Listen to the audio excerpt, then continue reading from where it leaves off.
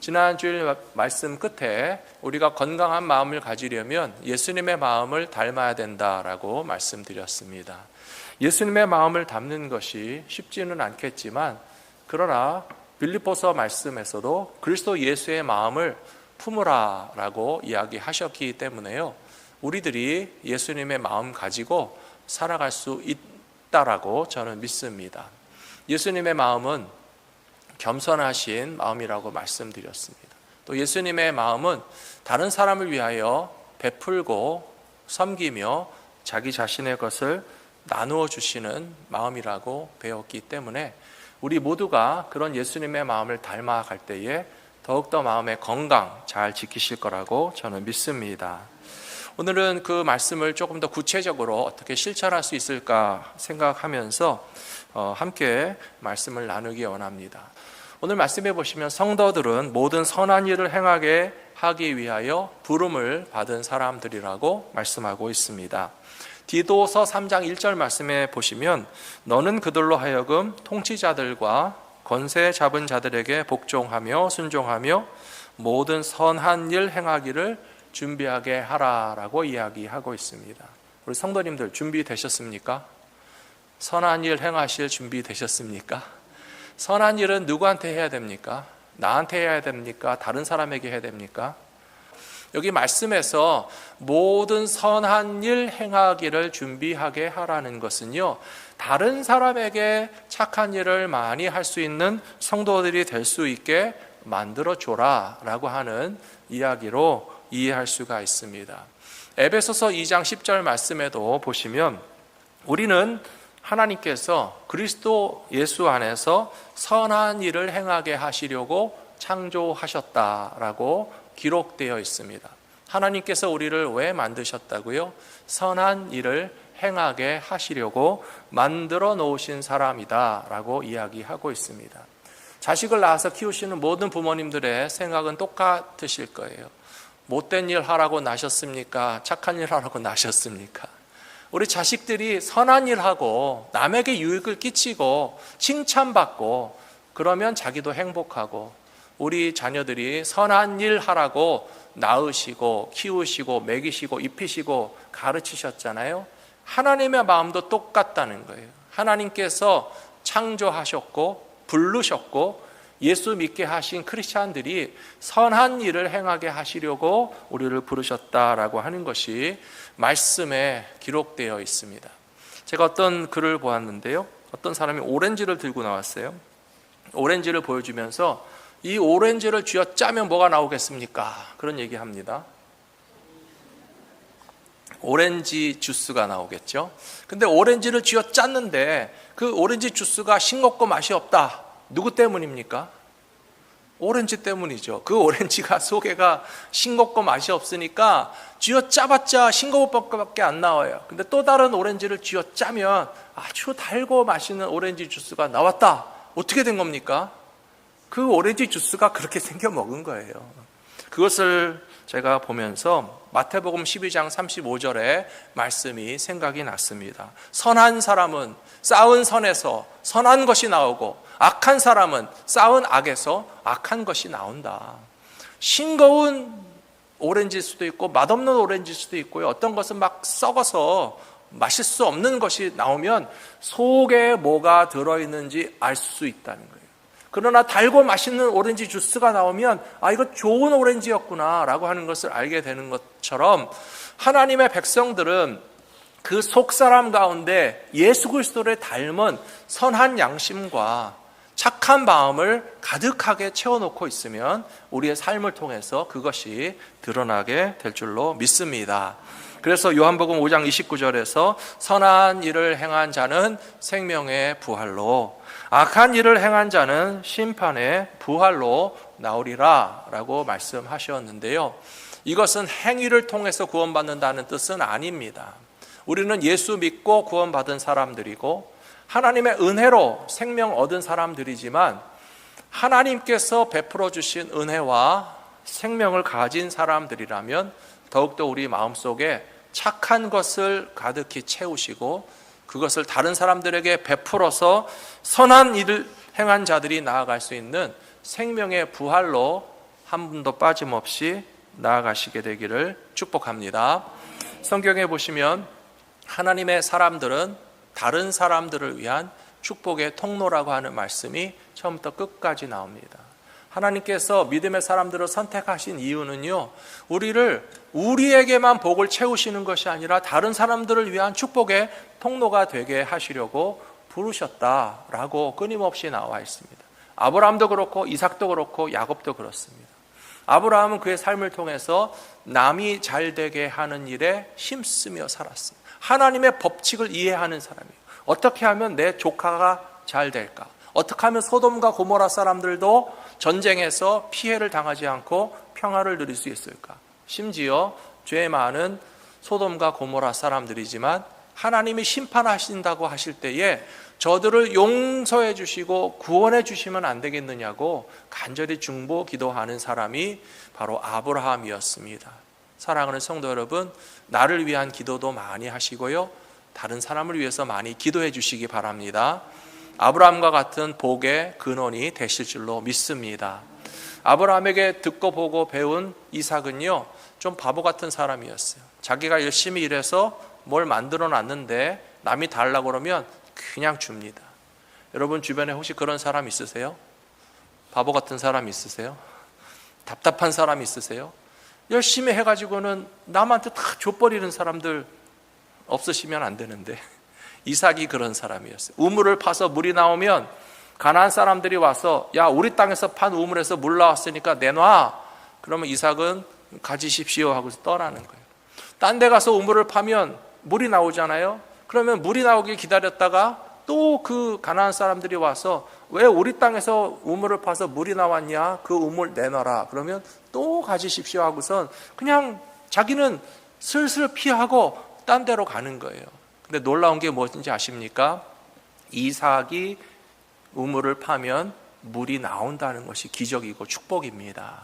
사랑하는 성도 여러분, 내가 노력하고 힘써서 뭔가를 이루었는데 남에게 좀 양보도 하고 빼앗기고 남 좋은 일 시킨 것 같아 보여도 하나님께서 더 큰 복을 주실 줄로 믿습니다.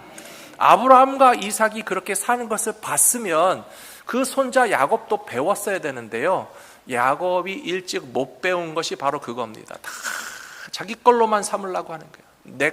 내 거야, 내가 가질래. 여러분 손자들을 보시고 손녀들을 보셔도 좀 욕심 많은 손자 손녀도 있죠. 그 다음에 그냥 순하고 뭐 뺏겨도 울지도 않는 그런 손자도 있어요. 약간 걱정되실 거예요. 얘가 너무 순둥이라서 이 거친 험한 세상을 어떻게 살려고 그러냐, 오히려 야물딱지게 그냥 내 거야 하면서 움켜쥐는 애들을 보면 요거는 굶지는 않겠구나 하는 생각이 드실 수도 있는데요, 근데 하나님의 방법은 좀 다르다는 거예요. 야곱이 그런 사람이었잖아요. 형, 내가 형 할래. 형의 축복 내가 받을래. 장자, 왜 형이 장자야? 내가 장자 될 수는 없을까? 아버지의 재산 내가 다 받고 싶어. 정말 야곱은요, 욕심으로 자기 자신만 알고 움켜쥐는 거에 급급한 사람이었어요. 삼촌 라반의 집에 가서도 삼촌의 재산, 여기서 정말 큰 사업을 하시고 잘 사시는구나, 이 중에서 어떻게 하면 내 몫을 많이 떼어갈 수 있을까라고 하면서 자기 걸로 삼으려고 하는 데에만 급급했던 사람이 야곱이었어요. 그러나 그의 후반전 인생을 보시면요, 완전히 뒤집어졌습니다. 형 거를 다 뺏고 아버지 재산 다 뺏고 지 것으로 가지려고 했는데 소용없다는 것을 배웠잖아요. 형님한테 바치는 거예요. 형님한테 드리는 거예요. 자기가 가진 것을 끝까지 자기가 다 움켜쥐고 살아갈 수 없다는 사실을 깨닫고서 내놓아야 하고 오히려 드려야 되고, 내가 가진 것을 양보하고 살아도 나는 절대로 바닥나거나 가난해지지 않는다는 사실을 배운 후에야 야곱의 인생이 하나님의 축복으로 흘러 넘치는 인생이 되었던 것처럼, 하나님께서 모든 믿음의 사람들에게 적용하시는 원칙은 우리를 축복의 통로로 삼기 원하신다는 사실을 깨닫고 그것을 실천하며 살아가시는 우리 모든 성도님들 되시기를 축원합니다. 예수님은 제자들에게도 항상 하신 사역의 원칙이 있었습니다. 예수님의 제자들의 사역의 원칙이 무엇인지 아십니까? 거저 받았으니 거저 주라는 거예요. 병든 사람이 오면 병든 사람을 위해서 고치기 위하여 예수님께서 사람 골라 받으셨습니까? 아픈 사람이 예수님 찾아오면 뭐 보험 있으세요? 병원비는 낼 수 있습니까? 혹시 당신 부자입니까? 귀족입니까? 왕족입니까? 따지지 않았어요. 예수님은요, 아픈 사람에게 다 고쳐주셨어요. 아무 대가도 바르지 않으시고 예수님 사랑으로 불쌍히 여기시며 몸에 병든 사람, 마음에 병든 사람 예수님 다 고쳐주셨어요. 지나가다가 예수님의 옷자락만 붙잡는 사람에게도 능력이 빠져나가는 것을 아끼지 않으셨어요. 사랑하는 성도 여러분, 그런 주님이 우리 예수님이신 것을 믿으시기 바랍니다. 거저 베풀어 주신 예수님께서 제자들에게 하신 말씀이 너희도 거저 받았으니 거저 주라는 겁니다. 그래서 교회 사역에 원칙이 있다면 사람들을 차별하지 않아요. 그리고 우리가 받은 은혜는 거저 나눠주는 겁니다. 어느 동네 가서 복음을 전할 때에 그 집에 무조건 축복하라는 겁니다. 그 동네에 하나님의 복을 빌어주라는 겁니다. 근데 그들이 복음도 거절하고 예수님의 이름도 받아들이지 않으면서 복받을 자격이 없으면 먼저 하나님께 축복을 빌었어도 그들이 받을 자격이 없다면 너희한테 돌아온다 라고 말씀하시면서 거저 받은 것은 거저 주는 것이 예수님의 제자들의 사역의 원칙이라고 가르쳐 주신 말씀을 우리도 기억하면 좋겠습니다. 왜 그렇게 하셨겠습니까? 두 번째로 예수님의 겸손하심이 보다 더 연약한 사람들에게 넉넉한 사랑을 베푸시기 위하여 차별함이 없으시고 거저 주시는 은혜가 너무나 컸었다라고 생각합니다.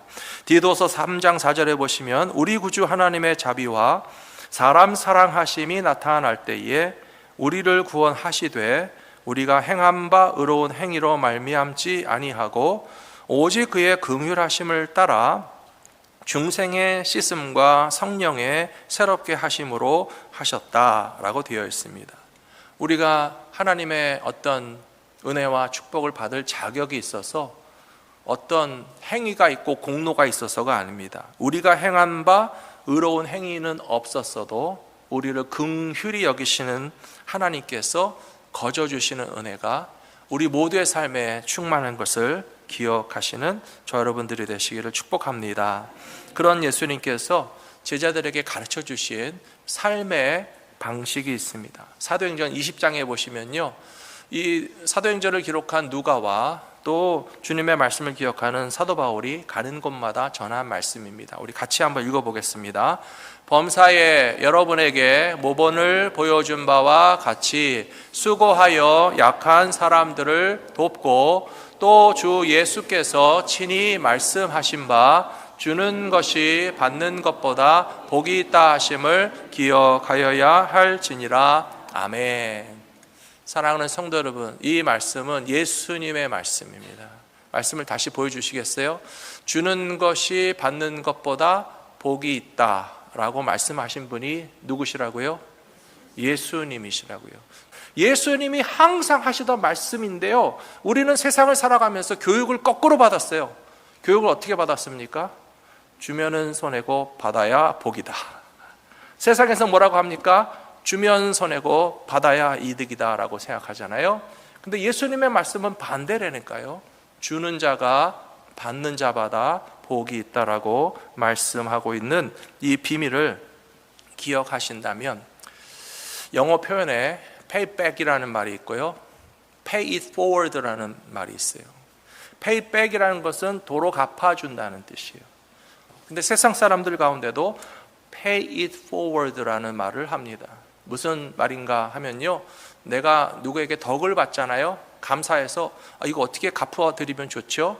저 pay back 하고 싶습니다 라고 하면요, 그 사람들이 pay it forward 얘기해요. 내가 당신에게 해줬는데 당신이 나에게 고마우면 당신도 또 다른 사람에게 그렇게 해줘라 라고 하는 거예요. 사랑하는 성도 여러분, 우리는 하나님께로부터 많은 은혜를 받았어요. 하나님께 갚아드리고 싶으시죠? 하나님께 페이백 하고 싶으시잖아요. 그러면 하나님이 우리에게 뭐라고 말씀하십니까? Pay it forward. 다른 사람에게 너도 해주라 라고 말씀하시는 거예요. 그래서 다른 사람들에게 베풀어 주는 것들은 오히려 우리들에게 돌아오게 된다는 사실을 성경 곳곳에서 알려주시고 있습니다. 그것이 세 번째로, 그리스도 예수 안에서 넘치는 은혜를 누리는 사람들은 베풀고 나누는 것을 통하여 하나님의 택함 받은 백성이라는 사실을 증거해야만 한다는 것입니다. 많은 사람들이 우리가 줄 수 있는 것이 돈뿐인 줄로 아시는 분이 있어요. 또 우리가 잘 해주는 것이, 착한 일을 하는 것이 선물을 줘야만 착한 일을 많이 할 수 있다라고 생각하시는 분들도 있는 것 같아요. 그런데요, 물론 사랑의 마음과 잘해주고 싶은 것을 물질로 표현할 수도 있습니다. 하지만 여러분, 자녀들에게 얼마나 많은 돈을 쓰셨습니까? 자녀들에게 얼마나 좋은 걸 많이 해주셨습니까? 그런데 자녀들이요, 엄마 아빠의 돈만 보고 고마워하나요? 그런 자식들은 별로 없는 것 같아요. 엄마 아빠가 자식들 때문에 돈 많이 쓴 게 사실이에요.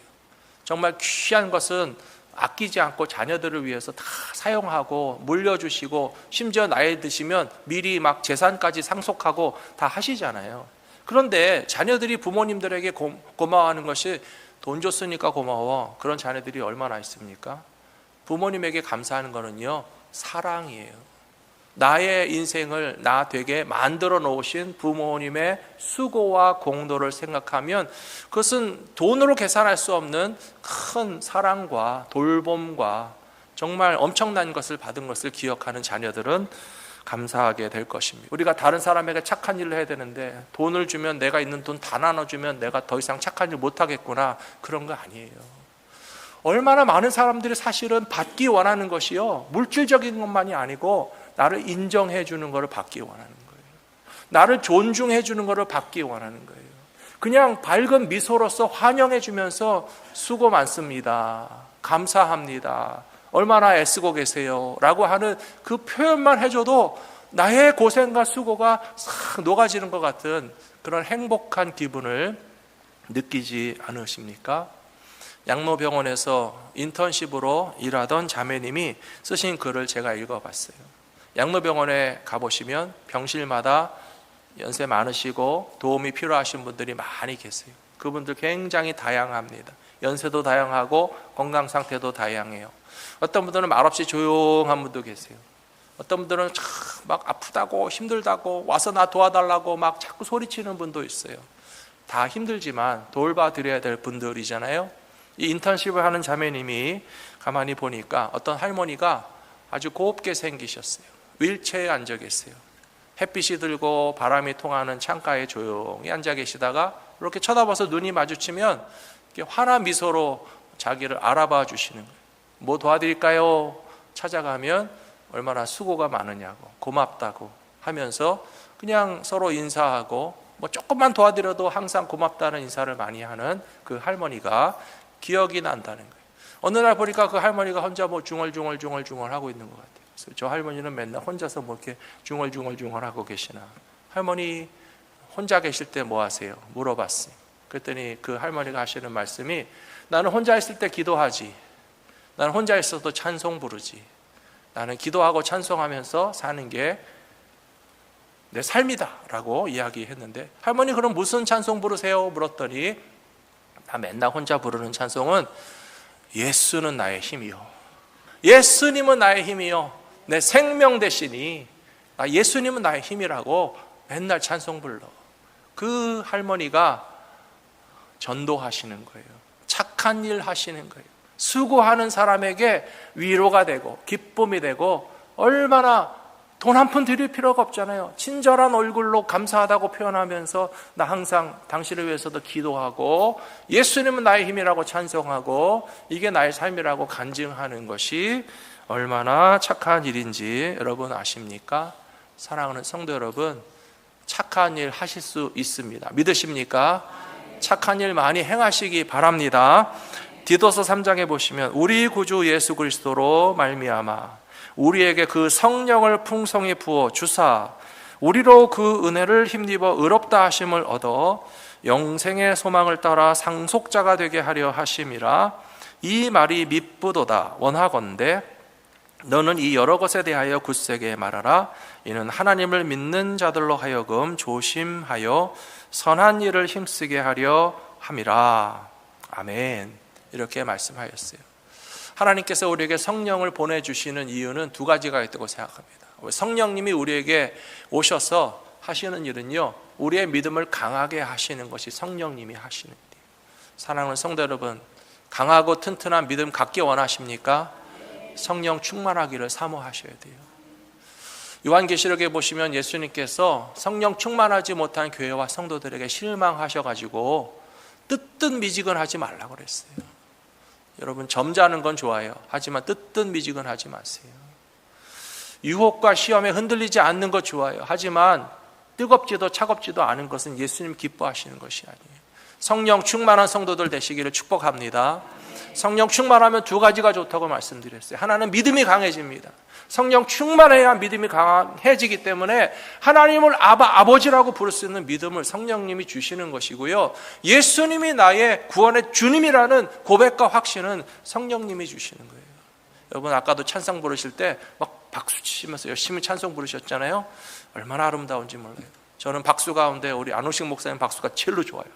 군인의 박수 같아. 착착착착 힘차게 박수를 치셔야죠. 제가 잘 보이지는 않지만 이렇게 너무 기운이 없어가지고. 왜 주일날 아침부터 이렇게 기운이 없으십니까? 아침도 안 드시고 오셨어요? 성령 충만한 성도들 같이 확신과 믿음 가지고 열심히 찬송하면서 내 믿음이 강해지는 것이 성령님을 통해서 얻는 유익입니다. 근데 그게 다가 아니에요. 사도행전 1장 8절에 보시면 오직 성령이 너희에게 임하시면 너희가 권세와 능력을 받고 내 증인이 되리라 라고 하셨잖아요. 우리 자신의 믿음이 강해질 뿐만 아니라 부활하신 예수님의 증인으로서 살아갈 수 있는 힘과 능력을 주신다는 거예요. 그러면 그 힘과 능력을 어떻게 나타내겠습니까? 우리가 뭐 힘자랑을 하겠습니까? 아니에요. 착한 일 하시는 거예요. 착한 일 할 수 있는 능력을 우리에게 부어주신 성령께서 역사하심으로 나타나게 될 줄로 믿습니다. 지난 주간에 우리 1년 전쯤 돌아가신 우리 전도사님, 정말 교회와 성도들을 위해서 기도해 주시던 어르신들이 세상을 떠나시면 참 아쉽습니다. 가족들이 가장 아쉬우시겠죠. 우리 성도들도 허전합니다. 먼저 천국 가셔서 어쩌면 여기 앉아 계실 수 있는 분들이 지금은 그 영혼이 주님 품 안에 계시잖아요. 제가 박경수 전도사님 그 묘지에 가서 묘비를 바라보면서 저에게 해주시던 말씀이 다 생각이 나요. 참 희한하게 좋은 말만 해주셨어요. 그래서 기억이 더 많이 나나 봐요. 목사님 수고 많습니다. 항상 똑같은 얘기 해주셨어요. 목사님 수고 많습니다. 교역자의 마음은 전도사인 내가 압니다. 얼마나 수고 많습니까? 그런 말씀도 하시고 새벽마다 같이 기도해 주시는 그런 전도사님이셨던 것이 정말 기억이 나서 저도 참 많이 아쉽고 천국 가서 뵈야 되겠구나 하는 생각을 하게 됩니다. 목회를 하고 믿음의 삶을 살아가면서요, 많은 분들에게 사랑을 받습니다. 도움을 얻습니다. 그런 모든 것들은요, 물질적인 것이 아니어도 충분히 가능하다는 것을 제가 더 경험하게 됩니다. 고린도전서 13장에 보시면 사랑은 이런 것이다라고 되어 있잖아요. 그 중에 보시면 사랑은 모든 것을 참으며 모든 것을 믿으며 모든 것을 바라며 모든 것을 견딘다라고 되어 있어요. 그게 다 뒤집어지면 사랑이 아니에요. 어떤 사람은 나한테 그냥 조금 더 안 참아주는 사람이 있죠. 왜 그랬어? 그러면서 막 조금만 실수하면 금방 혼나는 사람 있잖아요. 그러면 날 안 사랑하는구나 느껴져요. 모든 것을 믿으며의 반대, 막 의심하는 거예요. 의심의 눈초리로 무슨 생각으로 그런 짓을 하고 그런 말을 하지? 그러면서 나를 안 믿어주는 사람도 있어요. 그러면 참 슬퍼요. 좀 나를 믿어줬으면 좋겠는데 이렇게 나를 못 믿나 하는 생각이 들잖아요. 또 세 번째, 뒤집어지면 모든 것을 바라야 되는데 너한테 바라는 거 하나도 없어. 그렇게 바라지도 않고 또 견딘다. 좀 같이 누가 견뎌주면 고맙잖아요. 근데 견디지 못해서, 견디기 싫어서 그냥 다 내팽개치기를 쉽게 하는 분들도 있습니다. 말씀 보십시오. 누군가가 나를 향해서 참아주고, 내가 실수 많이 하고 잘못 많이 하고 70, 80대신 어르신, 특별히 평생 교회에서 섬기신 교역자, 전도사님 눈에 볼 때 40대, 50대 목사가 완벽하겠어요? 완벽하지 못해요. 실수합니다. 설교도 제가 맨날 잘합니까? 가끔 잘 못할 때도 있잖아요. 기도해도 맨날 인도 잘하겠습니까? 찬송도 맨날 틀리지 않고 다 잘합니까? 모든 목회와 사역을 봤을 때 완벽해 보였겠습니까? 그런데요, 모든 것을 참으며, 모든 것을 믿으며, 모든 것을 바라며, 모든 것을 견디는 사랑을 보여주시는 성도님들 덕분에 제가 서 있을 수 있는 거예요. 여러분들의 신앙생활도 마찬가지예요. 갈보리 믿음교회 왔더니만 나를 위해서 참아주는 사람이 없어. 믿어주는 사람이 없어. 나를 바래서 나에게 기대하는 사람이 없어. 나랑 같이 정말 이 시련을 견뎌줄 사람이 없어. 아니 나도 못 견디겠다. 팽개치고 싶은데요, 뒤집으시라는 거예요. 갈보리 믿음교회 오니까 내가 뭔 짓을 해도 참아주네. 나라는 사람 어떻게 알고 믿어주네. 나에게 대해서 정말 기대하는 게 많이 있구만. 내가 혼자 힘들게 내버려두지 않고 나랑 같이 견뎌주는구나. 여러분, 그게 사랑이라고 고린도전서 13장에 나와 있어요. 참아주십시오. 믿어주십시오. 기대하시기 바랍니다. 그리고 같이 견뎌주세요. 신앙생활이 이렇게 좋은 거구나. 내가 이렇게 사랑받고 있구나. 힘들어도 할만하다. 이게 바로 행복이구나 라고 하는 것을 깨달을 수 있도록 하나님께서 우리를 부르신 것이 착한 일 하라고 부르셨어요. 선한 일 행하기 위해서 다른 거 필요 없습니다. 우리가 얼마든지 할 수 있는 선한 일을 통해서 예수님의 마음을 닮아 가실 수 있는 저와 여러분 모두가 되시기를 축복합니다.